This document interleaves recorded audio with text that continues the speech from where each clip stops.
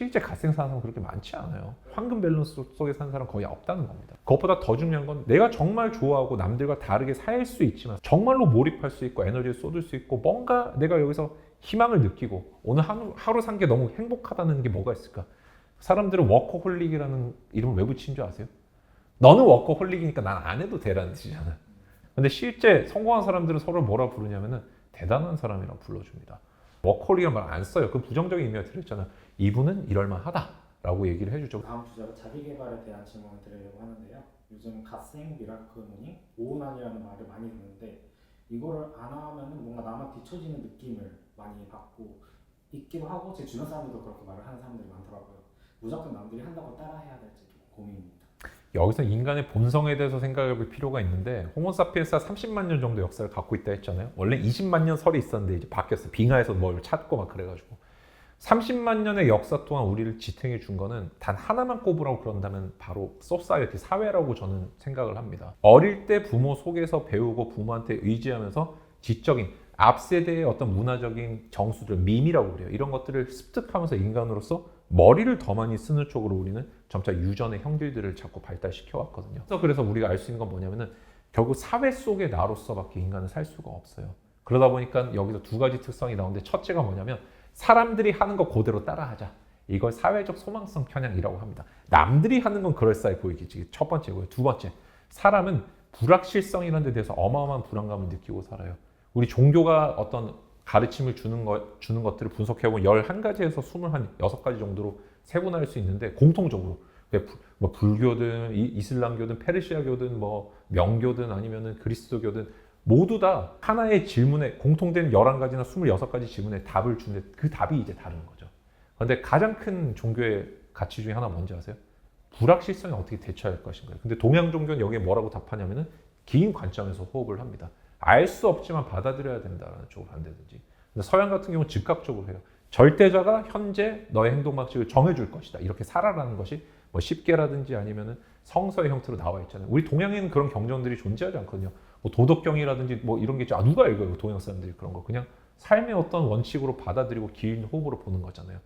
근데 우리가 여기서 하나 알아야 되는 거는 이 두 가지에서 뭐가 나오냐면은 솔직히 말하면 미라클 모닝은 저는 좀 허구라고 생각을 하는 게 서양은 미라클 이브닝을 더 많이 합니다. 교육심리학의 연구 결과가 있어요. 아침하고 저녁 시간에 아침 일찍이거나 아니면 저녁 시작할 때 그냥 사람 머리가 좀 활성화가 돼요. 그리고 실제 통계를 보면은 아침 저녁 다 잘 되는 사람이 50%고요. 아침에만 잘 되는 사람이 17%밖에 안 돼요. 두 개 합치면 67%겠지만 그럼 저녁에 잘 되는 사람은 83%인데요. 그렇죠? 그래서 저는 미라클 모닝보다 중요한 거는 아침에 남보다 일어나고 일 많이 하면 상쾌하고 너무 좋죠. 그렇지만 눈알도 되게 빠질 것처럼 아파요. 그것보다는 내가 정말 일이 잘 되고 잘 쓸 수 있는 시간이 언제고 그 시간을 얼마만큼 세이브 할 것인지 훨씬 중요한 것 같습니다. 그래서 그 다음에 또 종교적인 어떤 설명을 조금 드리면은 원래 페터 슬로터 다이커라는 독일의 철학자가 이런 얘기를 했어요. 모든 종교는 처음에 자기개발 일환으로 시작이 됐다.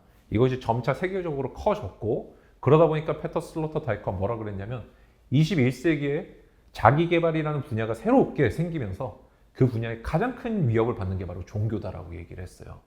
그래서 우리가 어떻게 보면은 사람들이 교양을 쌓고 자기개발하는 이 가장 큰 이유를 뭐라고 보는지 아세요? 슬로터 다이커 그 철학자는 이거는 범세계적인 피트니스 운동하고 똑같다고 얘기를 합니다.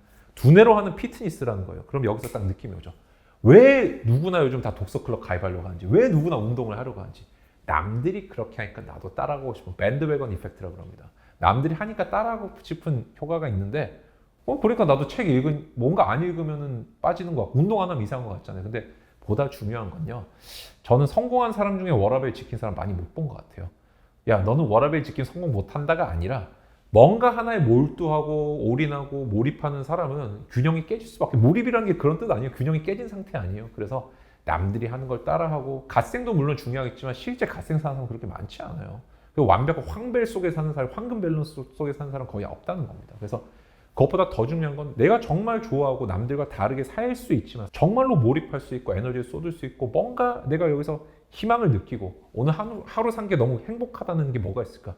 그게 저는 고등학교 때 게임이었기 때문에 이제 인생이 망할 뻔했는데 왜냐하면 프로게이머가 될 실력은 아니었으니까 연습생에서 이제 중단을 했고 그래서 저는 이제 누구든 간에 본인의 어떤 그 콜링이라 그러잖아요. 종교적으로는 종교를 저는 갖고 있지는 않습니다. 그렇지만 뭔가 하나님이 소명을 줬든 내 인생에 내 소명을 찾았든 뭔가 그런 게 있어야 되고 거기 몰입하면은 글쎄요 그럼 황벨이라든지 뭐 아니 갓생에 관심이 좀 없어질 거라 생각해요. 그래서 이건 너무 잔인한 말일 수 있지만은 갓생이라든지 표준화되고 평균적인 삶이라는 거는 정말 내가 좋아하는 걸 모르는 게 아닌가라는 저는 좀 생각도 듭니다.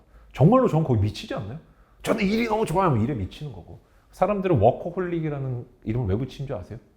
그렇게 안 해야 나도 그걸 안 하는 어떻게 보면은 그게 생겨요. 너는 워커홀릭이니까 난 안 해도 되라는 뜻이잖아요. 그렇지 않나요? 근데 실제 성공한 사람들은 서로 뭐라 부르냐면은 대단한 사람이라고 불러줍니다. 어떤 일에 미친 사람을 보면 워커홀릭이라는 말 안 써요. 그 부정적인 의미가 들어있잖아요.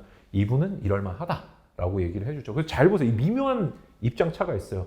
얼마 전에 우리 흑백요리사에 보면은 안성재 셰프 같은 경우는 화장실 전문 직원이 있다고 그러잖아요. 그것만 청결하게 하고 그 다음에 직원들이 오픈 주방이지만 요리하는 걸 많이 보는 게 아니라 서빙하는 사람을 제일 많이 보기 때문에 이분들 발레 학원을 다니게 시키고 그런데요. 일반적인 사람 보면 미친 사람이라고 생각이 들지 않고 이 정도까지 해야 되는 거지만 맞아요. 요리에 미쳤고 사람들한테 어떻게 나의 가치를 전달할 수 있는 미치니까 그런 게 나오는 거죠. 이분도 복싱하고 그러지만은 기본적으로 거기 시간을 많이 쓰겠죠. 근데 과연 우리가 말하는 갓생이라는 게 그런 가치랑 대척에 있는 거 아닌지 한 번쯤 생각해 볼 필요가 있잖아요. 저는 그런 생각을 갖고 있습니다.